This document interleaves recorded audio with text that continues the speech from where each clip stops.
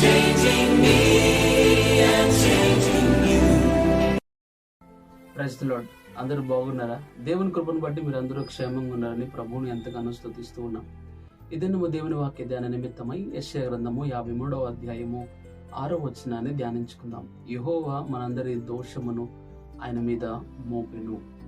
అవును ప్రియులారా, మన దోషములను దేవుని యొక్క శరీరంలో ఆయన మోసినట్లుగా, ఆయన ఉంచినట్లుగా మనం గమనిస్తూ ఉన్నాం ప్రియులారా.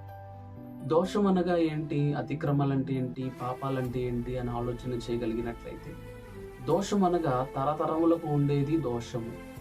మన జీవితాల్లో పాపము, ఆజ్ఞాతిక్రమమే పాపము. తప్పని తెలిసిన అది చేస్తే అది అతిక్రమము. శాపము, పితరుల యొక్క పాపము యొక్క శాపం ఏదైతే ఉంటుందో, వారు చేసిన పాప ఫలితం ఏదైతే కొంతమంది అనుభవిస్తుంటారో దాన్ని శాపం అంటారు. ఈ విధంగా అనేక పదాలు పాపమునకు లేదా పాపమునకు నానార్థాలు కానీ ప్రత్యయ పదాలు కానీ మనం గమనిస్తూ ఉన్నాం ప్రియులారా. ఏదైనా అతిక్రమమైన, దోషమైన, శాపమైన దేవుని యొక్క సిలువలో ఆయన మన పాపములను తన సిలువలో భరించినట్లుగా మనం గమనిస్తున్నాం. మన పాపముల కొరకై ఆయన సిలువలో బలియాగమైనట్లుగా మనం గమనిస్తూ ఉన్నాం. నీ పాపము పోవాలి అని అంటే యేసు రక్తమే నిన్ను పవిత్రులుగా చేస్తుందన్న విషయాన్ని మనం ఆలోచన చేయాలి. మన దోషముకై అతడు నలుగగొట్టబడిన, మన అతిక్రమాలకై, మన అతిక్రమములన్నీ కూడా ఆయన మీద మోపబడెను అనే మాటలను మనం గమనిస్తూ ఉన్నాం ప్రియులారా. నీ జీవితంలో పాపమే ఉండొచ్చు, దోషం ఉండొచ్చు, అతిక్రమం ఉండొచ్చు, శాపం ఉండొచ్చు. ఇతరులు పాపం చేసిన, శాపాలు చేసిన, అతిక్రమాలు చేసిన నా పాప శాప దోషాలను తీసివేయగలిగినది యేసుక్రీస్తు ప్రభు వారి యొక్క పరిశుద్ధ పుణ్య రక్తము. మనందరి సమానార్థ శిక్ష అతని మీద మోపబడిననే మాటను మనం గమనిస్తూ ఉన్నాం. తండ్రితో మనలను ఉభయులను ఏకము చేసి అడ్డుగోడను తొలగించినట్లుగా దేవుడు కల్వరి సిలువలో తన ప్రాణాన్ని అర్పించి ఉన్నాడు. సమాధానార్థమైన శిక్ష అతని మీద పడెను. ఈ సమాధానం మనకు తండ్రికి మధ్యలో యేసుక్రీస్తు ప్రభు వారు మన సమాధానం కొరకు ఆయన సిలువలో మరణించి ఉన్నాడు. వాక్యం వింటున్న ప్రియ దేవుని బిడ్డ, నీ పాపాలు కడగబడ్డాయా? నువ్వు దేవుని రక్తంలో కడగబడిన ప్రతి సృష్టిగా ఉన్నావా? ఇంకా నీ పాపాలు కడగబడకపోతే దేవుణ్ణి అడుగు, అయ్యా నా పాపాలను కడుగయ్యా, నా దోషాలను, అతిక్రమాలను, నా యొక్క పాపాన్ని పరిహరించు నాయనా అని నేను దేవుణ్ణి అడిగినప్పుడు ఆయన ఖచ్చితంగా మన పాపములను పరిహరించగలడు. అపోస్తలుడైన పౌలు కొరింథీయులకు రాసిన మొదటి పత్రిక 5వ అధ్యాయం 21వ వచనంలో పాపమెరుగని ఆయనను దేవుడు మన కోసరము పాపముగా చేసెను అనే మాటను మనం గమనిస్తున్నాం.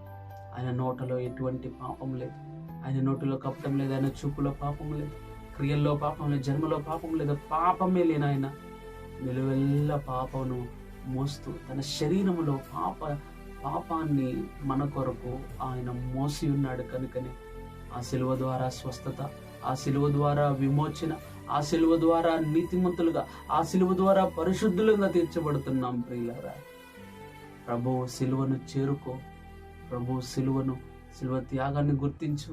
ఆ స్థానం నాదే, ఆ సిలువ నాదే అని గమనించు. నువ్వు పొందుకోవాల్సిన శిక్ష ఆయన పొందుకున్నాడు, నువ్వు పొందుకోవాల్సిన అవమానం ఆయనకి కలిగింది, నువ్వు పొందుకోవాల్సిన ఉమ్మి వేయబడే స్థితి నీ బ్రతుకు ఆయన ముఖం మీద ఉమ్మేశారు.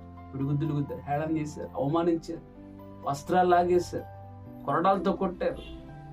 ఎవరు కొట్టారో ప్రవచించమని, కనిపెట్టమని హేళన చేశారు. ఇవన్నీ ఎందుకో తెలుసా? నువ్వు పొందుకోవాల్సినవి.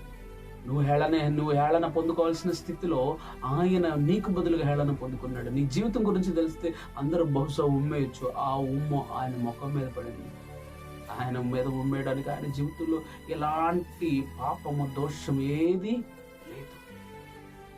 ఇది నువ్వు పొందుకోవాల్సిన శిక్ష ఆయన పొందుకున్నాడు. ఆయన ఉన్న స్థితిని, యేసుక్రీస్తు ప్రభు వారు ఉన్న తండ్రి కుడి పార్శ్వమున ఉండవలసిన ఆ స్థితిని నీకు నాకు ఇవ్వబోతున్నాడు. నమ్ము. నీ పాపమైన, శాపమైన, దోషమైన, అతిక్రమమైన ఏదైనా యేసు రక్తము అన్నింటికీ సమాధానంగా ఉందన్న విషయాన్ని గ్రహించి ప్రభు పాదాల దగ్గరకు వద్దాం. ప్రార్థన. పరిశుద్ధాత్మదేవ నీకు వందనాలు, స్తోత్రాలు తండ్రి. మా ప్రియులందరూ దేవుని వాక్యాన్ని వింటున్నారు, వారందరి జీవితాలు అద్భుతాన్ని జరిగించినాయి.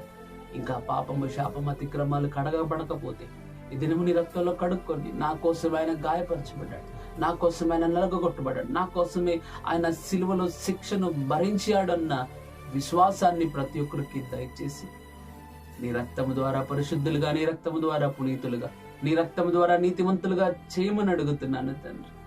నీ పరిశుద్ధ రక్తము మానవ కోటి ప్రపంచానికి ప్రభు పరిహారంగా ప్రభు చేయబడింది కనుక నీ పరిశుద్ధ రక్తము ద్వారా ఎందరు విశ్వాసం ఉంచుతున్నారు అందరూ ఉచితముగా నీతిమంతులుగా తీర్చిదిద్దబడినట్లుగా నీ గొప్ప కార్యాన్ని జరిగించండి. వినుచున్న వారికి విశ్వాసాన్ని కలిగించండి. అనేకులకు ఈ సత్య స్వార్థను చాటి చెప్పే యోధులుగా సిద్ధపరచమని యేసుక్రీస్తు నామమున అడిగి వేడుకుంటున్నాను తండ్రి. ఆమేన్. God bless you.